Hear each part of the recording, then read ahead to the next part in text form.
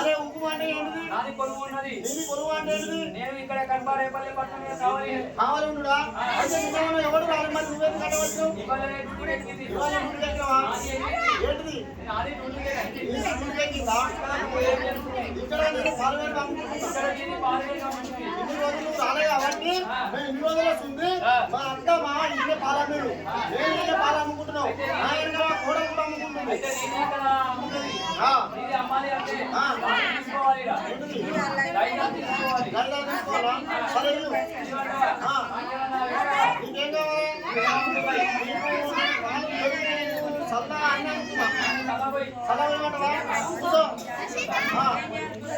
జరిగావా